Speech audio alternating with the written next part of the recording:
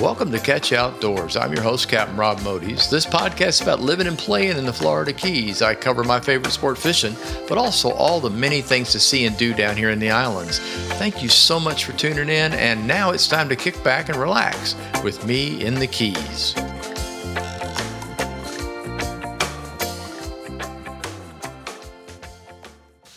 This week's episode of Catch You Outdoors, number 173. Catch You Outdoors brought to you by Spotify and lots of other streaming podcast sites.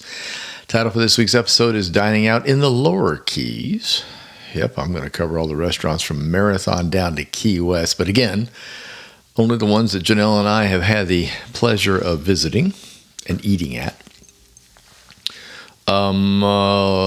Let's see. There's going to be a gap, I should mention, between Marathon. Well, there's some coverage on a couple of the islands, but a great deal of this is going to wind up being Key West. So, weather hasn't been all that bad. Still a bit windy, and we've had 2-day cold spells. It just never seems to want to get above 70. So we've been cruising. Normally that's our low, is around 66, 67, and then 74. But the overall temperatures have been lower than that. I'm having a couple mornings for 59. So anyway, it required an additional blanket on the bed, shoes on the feet, in the house. Those tile floors, man, they get cold. After a few days, they're like I don't know. They just they hold the cold, especially since we're on a ground floor. We don't have a space, a crawl space. Basically we're on a slab, and then the tile is on top of that. So when it gets chilly outside, it just radiates. It's fun. I'm over it. Even though it's been a bit windy, we've had almost no rain. But abundant sunshine. We've had some very, very nice days. Very comfortable. I'm sure if you're from up north and you're visiting, you're happy as you could possibly be, since everybody up there got snowed on this last week. If they didn't get snowed on, it was bitterly cold. No fishing for me this past week. I toyed with this. I'm recording this on Monday. I toyed with it this morning, and it just wasn't in the cards. Still breezy, but they say it's supposed to die later today, and that I might have a window on tomorrow, Tuesday, in the morning until maybe noon, and then I think we're going to get rain. I think the front that's coming this time has got a little bit of water in it, so we'll see what happens. I love fishing in front of fronts. It's usually very productive, so if I can get out there, I certainly will, because if I don't, it ain't going to happen. I've got another busy week coming up. It's cancer checkup time on Thursday, so I got to run all the way back up to Fort Myers, and there's other stuff involved in that. And so, but I'll do my best because I miss fishing. So this has been, 2 weeks? Almost, yeah. Hoping to get back out there with the fly and the spin, catch a few fish. Full moon's Monday, today, the 13th, so fishing should be good the rest of the week. Tides are as follows for those of you that are fishing down here. Very early morning lows. Very early, like 2:30 in the morning lows, 2:30, 3 o'clock. Late morning highs, 10:50 or so to 11 something, depending on where you are, of course. And then another low in the late afternoon, right near sundown. Keep in mind when I give you tides that I'm giving you for bridge locations along the Upper Keys. So mostly from the Tavernier Bridge. That's where I pick up most of the tides, so I can get a better idea of how to calculate what's going to happen in the back, because it's obviously there's a big range difference when you get back in the back between high and low. Sometimes it can be almost the opposite depending on where you are. So high tide at the bridge could be low in the very, very back. Fun. Love the math. Red tide report for the past week for the waters around the Florida Keys, none was observed. It seems to be a pretty big bloom going on the West Coast. Haven't been following it as closely as I used to, but I keep hearing mutterings about it. So be on the lookout. Hopefully it won't get caught in the Gulf Stream and come this way. My latest monthly article is out in Coastal Angler Magazine, the Keys edition. I mentioned this last week. Don't miss it. It's fun. You can pick up a copy from a ton of places here in the Keys and also read it online at coastalanglermag.com. If you go online, look for the Keys edition. Last week I went overtime. Well, I went overtime a lot. I think it was like 40 something minutes when I looked at it and went, wow. But I don't have as much on the lead in this time to talk about. The only other thing we did this past week, we went to the Celtic Festival, Florida Keys Celtic Festival down in Marathon. We've been the last 2 years, and this was year number 3, and we love it. It's a lot of fun. They have a lot of live music brought in from artists overseas, out of Scotland and Ireland, and so the music is really fun.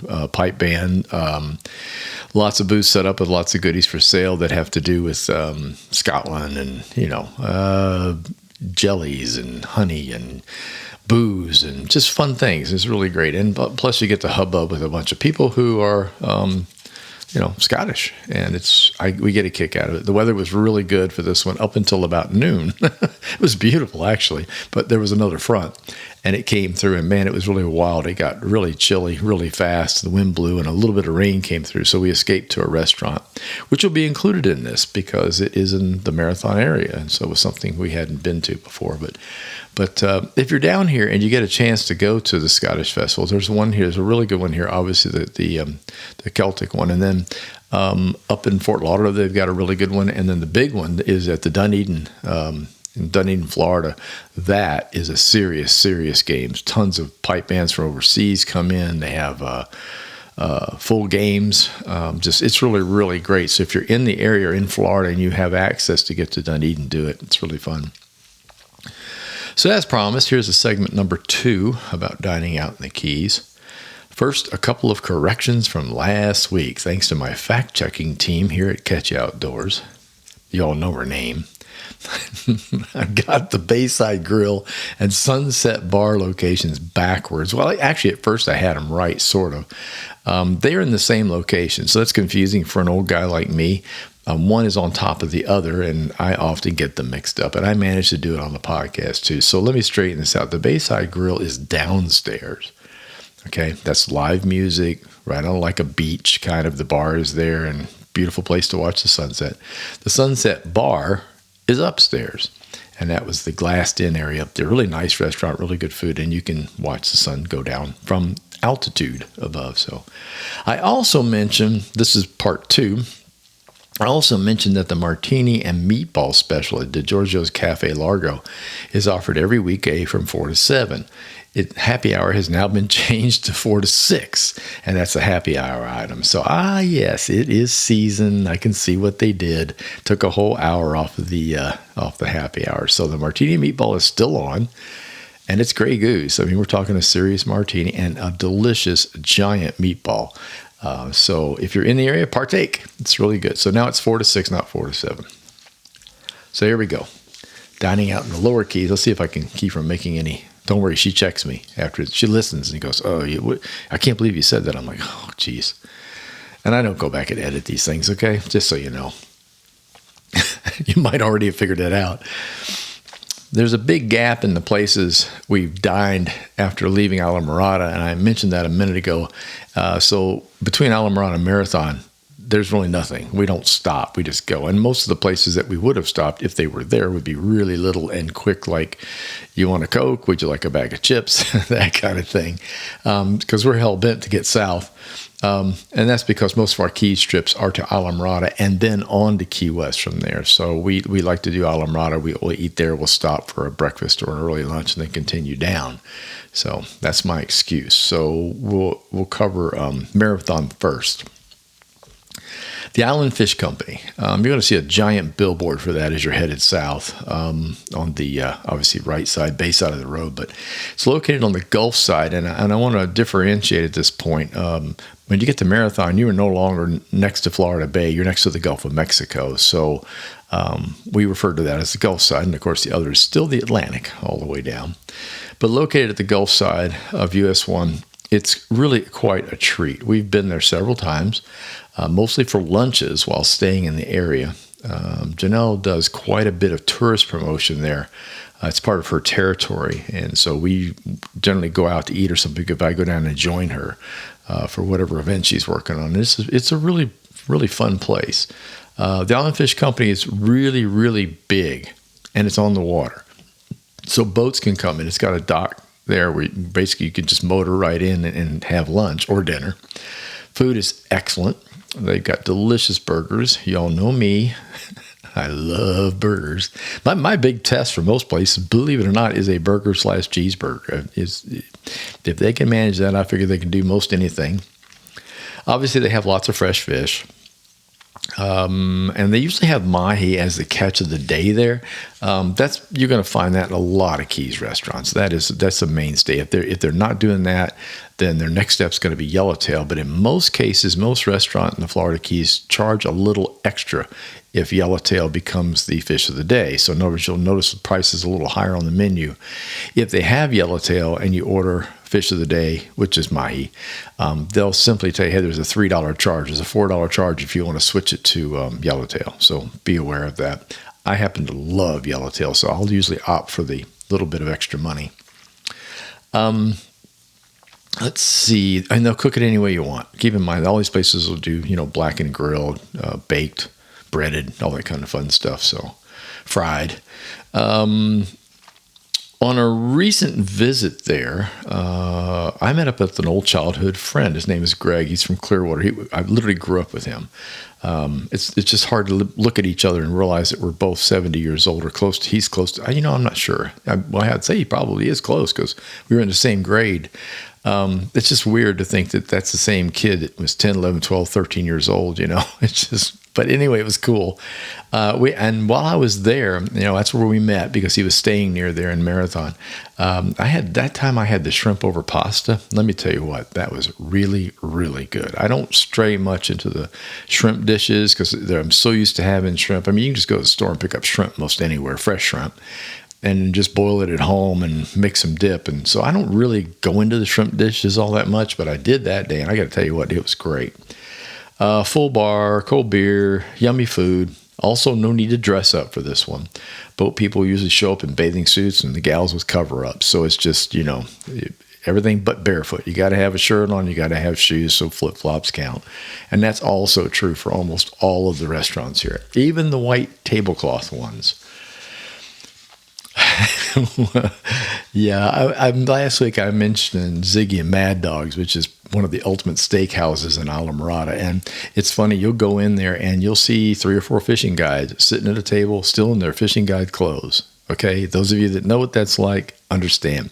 Of course, they sit them off in a corner somewhere, but they're there. They're enjoying a really nice meal after working really, really hard. It's usually like a Friday or a Saturday you'll see them. And they've been at it all week, but if they can do that, that means you can wear whatever you want. So Keys Fishery is next on the list, located also on the Gulf side. This one has many parts, so it's best known for some of the freshest stone crabs in all the Keys. Food is really good.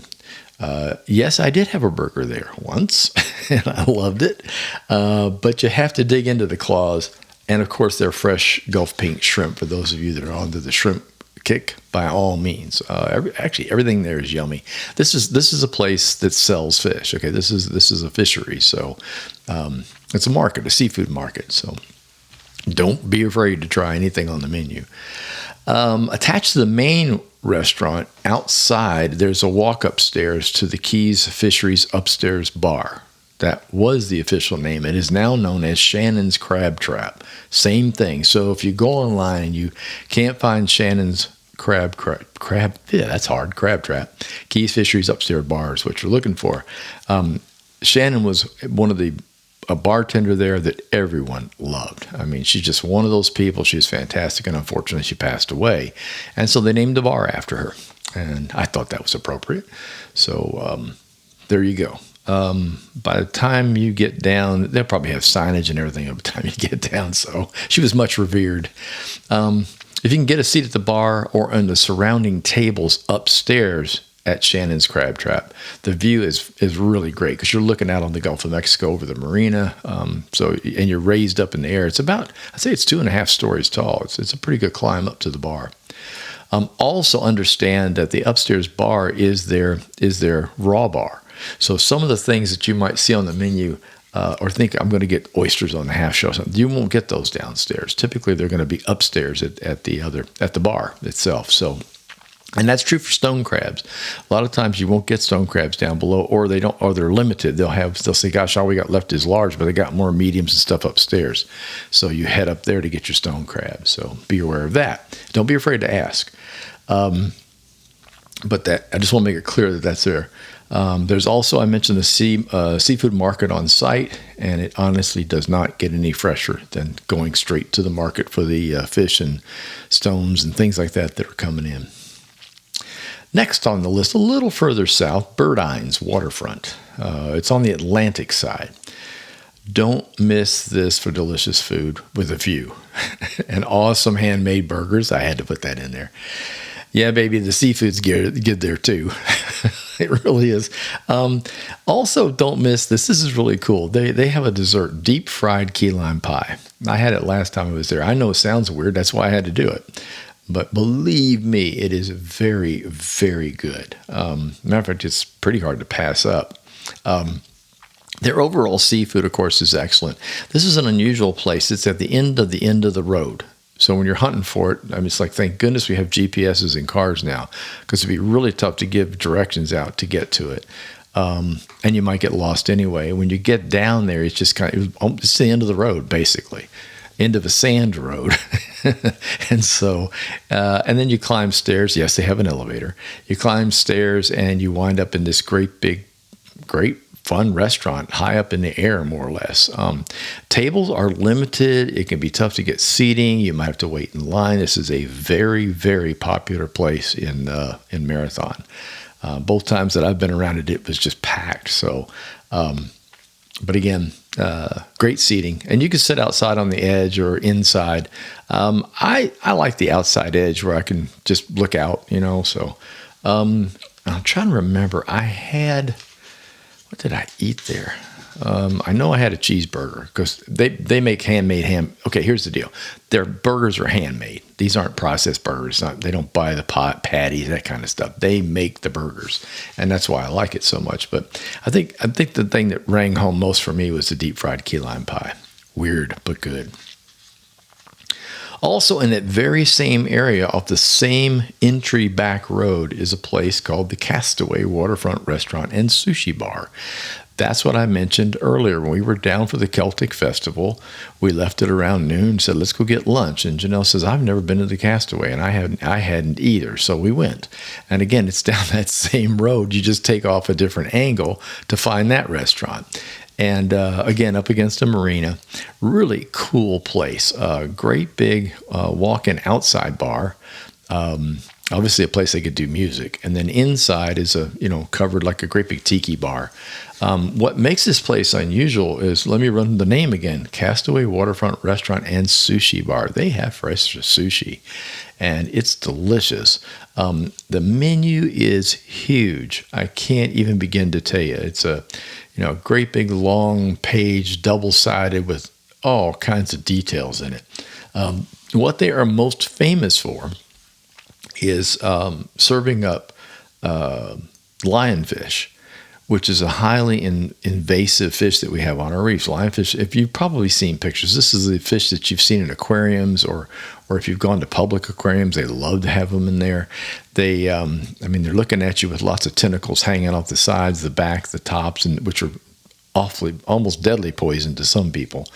And they have pretty much taken over our reefs. They don't have any natural predators on the reefs, although the rumor has it the Goliath groupers have been eating them, and I've seen that. So I don't know if it's going to help the population. So what's going on in the state of Florida is people are hunting them, and there are even incentives to hunt them, and there are contests. There are some counties down in this area that are actually paying you for them. So what the restaurant owner did here at the Castaway was to get involved and to make that essentially a main dish. And they did. So they have divers that go out and hunt for these things on it looks like a daily basis or every other day or whatever. But it's really, and let's put it this way, it's fresh enough to make sushi out of. And Janelle and I had the lionfish sushi, and it was absolutely delicious. Then we had burgers. But I want to mention there's lots of other stuff on the menu, and they cook lionfish in a bunch of different ways. So, but Anyway, it's interesting that someone has approached this lionfish problem, and that's the first time I've ever really been able. Lionfish is like a mild white fish, and if you ever order it cooked, it's like, well, okay, it's just fish. In sushi, that's the telltale, and it was really good. It's very light and buttery flavored, and if we could just get people into this, I think the biggest thing is fear.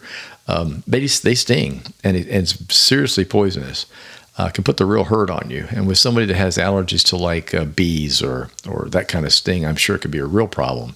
But they have new ways to handle them. They have these buckets that have special tops on them that you can push the fish into with a spear, then pull the spear back out and the fish falls into the bucket without ever touching it.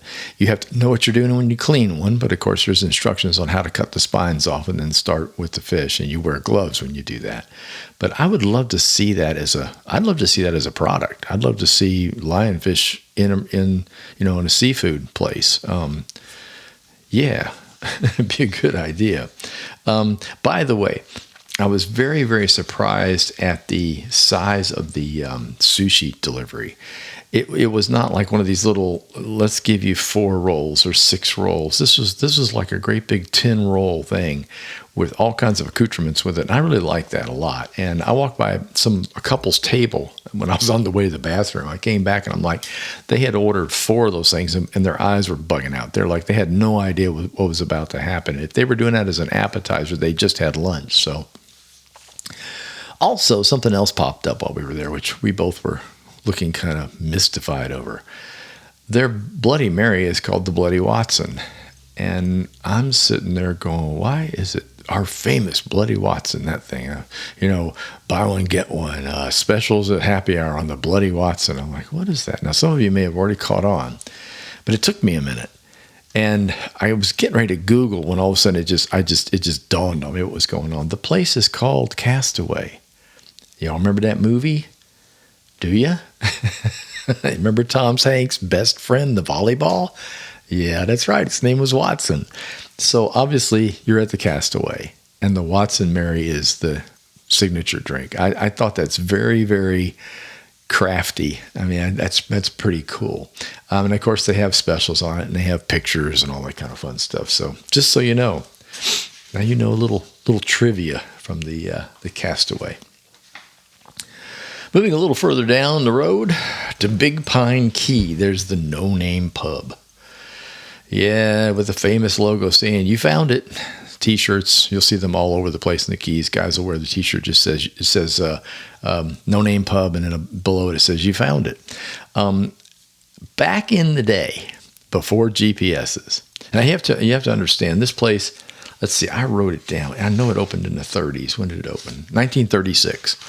So way back in the day, all the way up until GPSs, which came out in the early 90s, I guess. These things were it was hard to find. I mean, you got off the road in Big Pine Key and you turned right going north up into the Key Deer area, and then you started hunting, and you took many, many turns to find the No Name Pub. But there was a good reason to find it. The food there, it was screaming delicious. It really is. And of course, it's a cool place. It's one of those things people just, had to make a part of their Keys trip. So, so we got in there, and it's been a long, long time since I've been back there. And by the way, it was much easier to punch it into the GPS because we hadn't been there in so long. It helped. But this is a recent trip around Christmas time. We went down to Key West to check out the Christmas lights. And so we thought we'd stop in the No Name because we hadn't done it in a while. Still the same restaurant. Looks the same inside, looks the same outside. The big differences are they have added some storage units that are the same color as the yellow color of the bar for the residents, which I thought was kind of cool. And then in the back, they have added a post-hurricane giant tiki bar. It's outside, with open to the outside air on the edges, but it's a huge tiki bar, stage for music, stuff like that. I thought that was a great idea. We had to eat it traditionally at the bar, so we did. And we're always happy to get a couple seats at the bar. You want to sit at the bar at the No Name, get there early. The food, delicious, but here's a little secret. I've never had seafood there. I've never had a burger there. Uh-oh. What they are famous for is their buffalo wings and their pizza. Well, in my world, if you know me, I'll rule out pizza. I am not a huge pizza fan, never have been. But I love wings, and they will make them many, many different ways, many, many different heat levels. Also, garlic and other additions to them besides hot wings. They make a lot, and they are fantastic. So I couldn't wait. We got some, and it has not changed. They are absolutely delicious. So keep in mind, this is a really cool old place. Again, it opened in 1936. They've kept a lot of that kind of classic, feel about old Florida in it. It's hard to get to, but when you get there, if you're looking for seafood, you might want to, well, you can get seafood there, and I'm sure it's good. I just have to admit, I've never eaten it there. But because I always go for the wings when I arrive. Let's see, what's next on the list here? Oh, okay. We're moving down to Ramrod Key. Boondocks Grill and Draft House. I want to thank Mark Combs for introducing us to this. And I think Alex Dolinsky took us in there too. Captain Alex took us in there as well. It's been a long while since we've eaten there. But the experience was so memorable, I had to add it to the list. I remember that they had the largest tiki bar in Florida Keys. You've never seen anything. And they advertised it as the largest tiki bar in the Florida Keys. They ain't kidding. It might be the largest one just about anywhere in Florida. Food was really good. I remember having multiple dishes there. We ate several times when we were staying in the Big Pine area. So it was one of those things that's where you went to dinner because it was the only thing around in certain parts of that area. Also, to keep the kids entertained, they have a great mini golf, adults too for that. I like playing mini golf. That's right. So good place to entertain your kids. You're taking that long drive down the overseas highway. You're looking for something to do. There's a big lunch break coming up. By all means, check out the Boondocks Grill and Draft House. In the evenings, live music. One of the performers there. In the Keys, we have a singer-songwriter, Howard Livingston. He's pretty famous in Key West and in the lower Keys. He's written a lot of those Keysy trop rock songs. Kind of a Jimmy Buffett sort of knockoff. He's very good. His songs are great. Nice voice. Does mostly acoustic, guitar type stuff. He performs there, so be sure to check out if you're gonna be in the area during 2025. Boondocks Grill and Draft House, Ramrod Key. Look up their music schedule and see if Howard Livingston's going to be there. I noticed that they've already booked him for six events. So when I went on the website, so be sure to check that out because Howard is a great entertainer. He's a lot of fun. Where are we going now? Let's see. Oh yeah. I already mentioned this restaurant in my earlier Upper Keys thing. The Square Grouper Bar and Grill. The Square Grouper got its start in Cudjoe Key, which is down below Ramrod and above Key West. Cudjoe is where the original restaurant opened it up. It's right on the side of the road. You can't miss it. It is nowhere near as giant as the one up in Islamorada. However, it is easily as popular, if not more so. Same awesome food. The place is really great. I just wanted to be sure to mention it because we have eaten there and really enjoy it. But you got to get there early. This is the kind of place you'll be sitting outside waiting to get in. And that's because the food's so daggone good. But it is there. So that's the original Square Grouper Bar and Grill. Leaving there, heading south toward Key West, you'll come to a little island called Stock Island. Some people refer to that as Key West or Eastern Key West, if you will. You'll see addresses that say blah, blah, blah, blah, Key West, Florida, and it's really on Stock Island. I'm not sure how they pull that off. I guess the zip code. I don't know. But it's actually a separate island. Stock Island is before you roll onto Key West. But there's this place there, and it's called the Hogfish Bar and Grill. It's a must, people. Don't miss this. I know everybody's in a hurry to bounce onto Key West and get it done. Or if you're lucky enough, you're not staying down in Old Town, the prices are too high, you want to stay out on the eastern side in the standard hotels, the Ramada, the Marriott, the things like that, then you can easily go across the bridge and go to dinner over at the Hogfish. Don't miss it. It's almost all outside. It's covered, but it's almost all outside. Picnic tables in some areas, bar in the other, and tables in the other area. Three different main areas for eating. When you roll into the place, you're going to think you're on the wrong side of town. You're not. It just happens to be where every single commercial boat comes into bringing in their catch. Well, what could be better than that when the restaurant sits next door to it? It's also, we went down there, I guess it was 2 years ago, and saw Mac McAnally did a free concert there because the Hogfish Bar was celebrating their 20th year.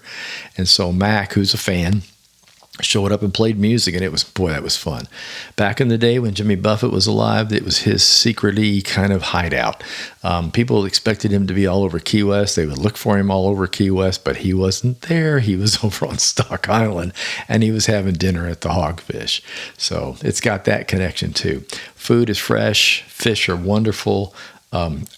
And not pricey. That's something else that you'll find considerably less money spent for dinner there than you're spending on Key West itself in a lot of places. Drinks are icy cold, and the atmosphere is most certainly old Florida, which I really, really like. And the portions, just start with one thing, okay? And see if you can finish, and then you can order something else, but the portions are typically enormous. So that's the Hogfish Bar and Grill. And now on to Key West. Here we go. I'm going to try to rattle these out and get this done so I don't run, well, probably going to run long again. I'm going to do my best to cover what I can. We dined in so many places, and we drank in others. I'm including only the ones we did breakfast, lunch, or dinner in, and not the ones we just drank in, because there's a lot of that, of course. But we're going to start roughly from the top end of the island, so we're going to call it north. The island, Duval Street, runs from north to south. Start at the top of the island on the north end of Duval and work south. And also only the most recent visits. So I'm going to give you the ones that we've done in the last 3 years or so, and not go way, way back. Conch Republic Seafood Company is number one, located on the waterfront of Key West Bight. This is a big restaurant with a matching big menu. I remember the food being very good with a decent selection of fresh seafood and beef. This looks out on the harbor on what they call the Key West Bight. On a recent visit, it was catch of the day. It was mahi grilled. It was delicious. I've also had their burger, of course, and it was also good. I'll tell you what I loved about it. They make a mean, fresh pina colada. It's not one of those things that comes out of the machine. It's whipped up by hand by the bartenders, and it was really good. I always respect that. A lot of times when you go to these bars in the Keys, or even the restaurants, they have that machine that produces a pina colada or a rum runner. I love it better when they actually make them from scratch. Nearby is a hidden gem called Berlin's Cocktail Bar and Lounge. Yes, it's a bar, but you can also order food from the attached A&B Lobster House, which at the top of their menu says, quote, world-class dining since 1947. A&B Lobster House is really, really good. But I've never eaten in there. I ate at Berlin's because Berlin's will serve you their food at their cocktail bar. Now, Berlin's is pretty cool. This place opened in 1947. It is like a, it's old world, Chicago-y looking. I've been to Chicago several times. You go into the bars, they got the red leather seats and the cushions and the chairs, and everybody sits around the fireplace kind of thing. No fireplace in this one, but it's that kind of feel about it. And they make fabulous drinks, handcrafted drinks, great big daggone martinis, stuff like that. But what's cool about it, you can sit at the bar and get white tablecloth service from A&B at the bar. On our last visit, had a martini, tuna tataki, and a Caesar salad. That was enough to fill me up. Their tuna tataki was delicious, and their Caesar salads are great. Comes with anchovies. I don't trust a place that serves you a Caesar salad doesn't have the option of putting anchovies on it, or maybe even just comes with it. Doesn't sound right. I know some people freak out. They don't like them. I do. I think they're delicious. So there. Anyway, remember, eating, drinking, and listening to music is a slow process here. So when you order at places like this, order slow and work slowly. And order small dishes and eat slowly, because you're probably going to move on to another place you're going to walk by and go, oh, that looks good. And, of course, you're going to wind up in there. And the idea is to do this, what I call in slow motion, slow Key West motion. So not far from there is the Schooner Wharf Bar, also on the water with live music. You can also order food there. This is more about bar and music, I admit it, but you do food there. And it's one of the places I mentioned earlier, I do peel and eat shrimp. They've got boats nearby. The boats come in close. The shrimp comes in the fresh keys. Pink shrimp is served there. Bring it out on the ice, dip it, listen to the music, sip a cocktail. Doesn't get a whole lot better than that. So the Schooner Wharf and Bar, it's very, very close to these other two places, to Berlin's and the Conch Republic Seafood Company. Let's see, next on the list. Also on the water around the Key West Bight area is the Boathouse Bar and Grill. The locals just call it the Boathouse. This is a good go-to spot for lunch on your first arrival in Key West. And the reason I say that, we drive from Key Largo. Many people come from Miami and farther away, maybe from the airport. By the time you get to Key West, you've spent 2.5, 3, 4 hours on the road. You haven't stopped. You want to get to Key West, as I've said before. When you arrive in the call it the Old Town area, there's a huge parking lot that most people gravitate to because it's got a daily rate, and there's a parking garage and other places that you can park in the area. Right near that is a whole row of places to eat. And the Boathouse is there. The Boathouse is, I have found, to be probably the most reasonably priced, great food, and you're starving when you get there. So you find your parking place, and the first thing you want, man, I got to get a bite to eat. I gotta use the restroom. There's things I gotta do before I can go roaming into Key West proper. And this is a great place to do it. The Boathouse used to be Turtle Crawls. It used to be a wholly different restaurant. Same place, just changed names. The locals just call it the Boathouse, but it's the Boathouse Bar and Grill. Go-to spot for us because of the long drive. I do burgers. When Jimmy Buffett passed away, we went down for the big event. And that was the first stop. And of course, it was fun to look around, and everybody in there had a cheeseburger. I thought that was the coolest thing ever. The girl says, "We've served a lot of cheeseburgers today." I said, "I bet you have." So everybody felt like we did. You had to have a cheeseburger when you've come to celebrate Jimmy Buffett in Key West. And they still make a delicious cheeseburger. So don't shy away. Not too far away from there, actually right across Caroline Street, which is right there, is Pepe's Cafe, the oldest eating house in the Keys and the second oldest in all of Florida. I love their steaks. Yum. The custom cut New York strip, impossible to beat. It's big. Look out. Be careful. In the morning hours, they have fantastic omelets and the biggest Bloody Mary I think I've ever seen. No, it's not filled with an assortment of food. It's just a good old-fashioned Bloody Mary in a tall glass, the kind you need if you've done a long, long night in Key West. The overall food at Pepe's is great. They do take reservations. You might want to get them. They're a little tough to, it's a small place, so it's tough to get in. But man, it's one of those places that you should visit at least once, maybe twice, maybe 10 times when you go to Key West. Speaking of Bloody Marys and good food, Two Friends Patio Restaurant is a sister location to Pepe's. It opened in 1909. They've been voted best Bloody Mary for the last 4 years. They also serve delicious breakfast omelets. Oh, I love their omelets. I like to build my own because they offer a selection of ingredients. So basically, you just pick your meats, cheese, and what you want, and just basically make it yourself. They have set ones, but I have much more fun building my own. They have live music that starts there in the morning at 9 and runs all the way to they close late at night. And that's unusual. A lot of places don't. A lot of places won't start music until lunch or even after lunch. So if you want to catch a little local, an artist in there playing music, that's a great way to get it done. And again, the Bloody Mary. Again, very few accoutrements. I think there was a piece of bacon and a piece of celery in it, if I remember right. And boy, I'll tell you what, they definitely deserve the best. No doubt about it. Now we're getting into the heart of the matter. Down on Duval Street, there's the Margaritaville in Key West. Yes, you have to go. This is the original location, and I love sitting at the bar and reminiscing, even if it's only in my mind with all the fun times we've had with all of our friends at this location. Live music, of course, is great there. So is the food. Yes, I usually order a cheeseburger, and I kind of have to, if you know what I mean. The beer on tap is icy cold on a hot summer day, and they do make fresh fruit drinks. So if you're into a mixed drink that includes some kind of fruit, pineapple, whatever, they're delicious. Man, the stories that place could tell. That's all I got to say. But go there, have a cheeseburger. It's almost required. Near the north end of Whitehead Street. Okay, that's one street over from Duval, toward the technically southwest.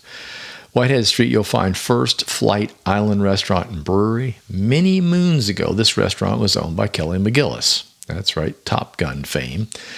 Long story short, she came to my birthday party. Well, sort of. She happened to be in the restaurant the day a group of my friends decided to throw me a birthday lunch and she sang along with them with happy birthday. It was fantastic. We got group pictures.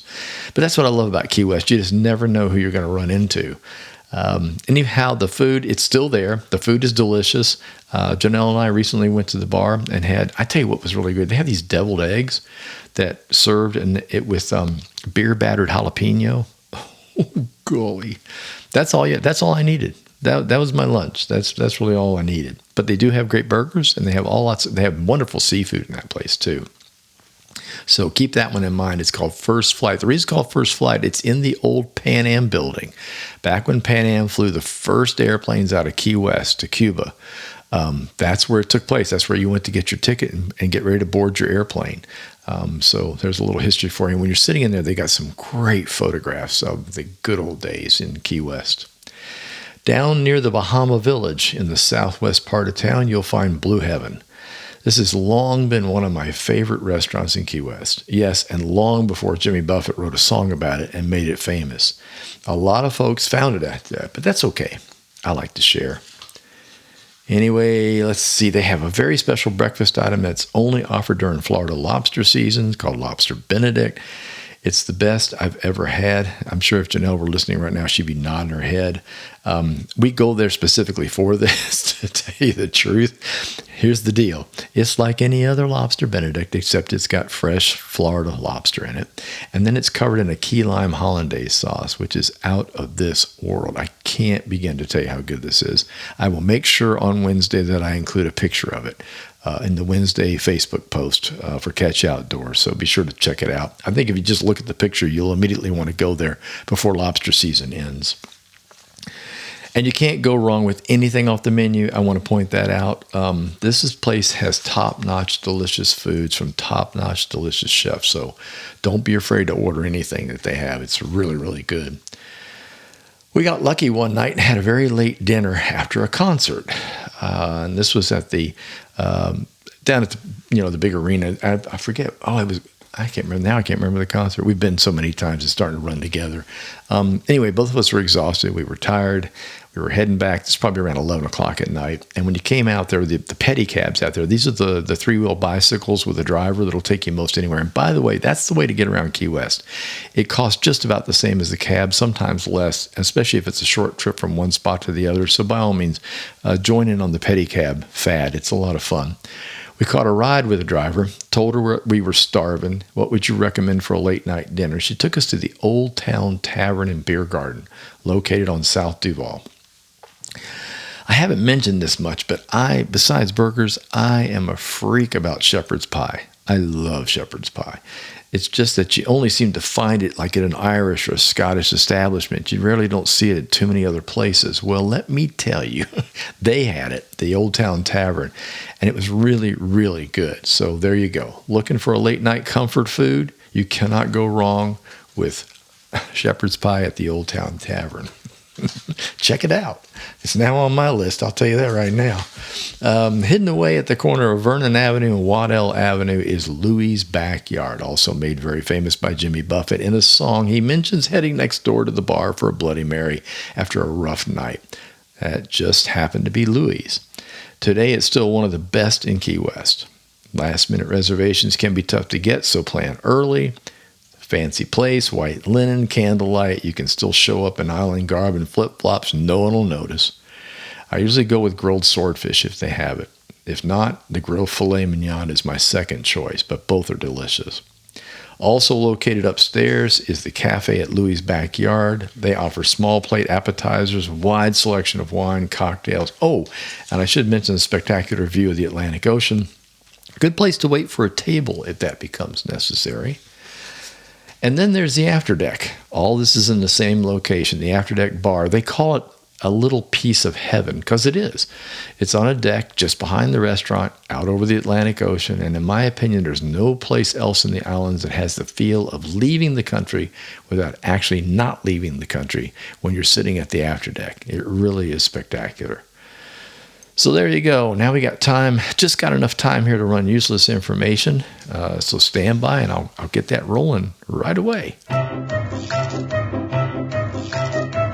And now, from the original book of useless information. You are a reject! You are useless! You can get a job down here cleaning toilets! Here's your host, Captain Rob Modies. Well, he swears up and down he's useless, but he might be all right eventually, but completely useless. With useless information. Okay, each one of these is short and sweet, so I've got 5 altogether. You ready? World Tourism Day is observed on September 27th. That's World Tourism Day. Be nice to a tourist. October 10th is National Metric Day. Doubt that happens in the U.S., but okay. November 19th is Have a Bad Day Day. I really like that one. November 29th is National Sinky Day, a day to eat over one's sink and worship it. I don't question these, all right? The most common name for goldfish is Jaws. And there you go until next week. And before I go, some final words. Back in late October, I was cussing the way the humid summer heat was relentless. It just wouldn't stop. And even hurricane season plainly continued with the potential for an additional storm in the month of November. I should say storms. That historically hasn't happened often, if ever before in my lifetime. So now I've been in blue jeans, shoes, 2 layers of shirts for the past couple of weeks, and I have come dangerously close to running the heat in the house. So I'm looking forward to summer. Seriously. Come on, heat. But I know that we still have about 6 more weeks of possible cold fronts delivered from up north. I know. Y'all think I'm a cold weather wimp. Well, you're right. I am. Take care, and I'll talk to you later. Thank you for tuning in. If you enjoyed listening, please tell a friend, leave a review, and don't forget to subscribe to the channel. Facebook page is Catch You Outdoors. Website is catchyoutdoors.com, where you can find all the previous podcasts and news about books and my music. Until next time, get outdoors and enjoy.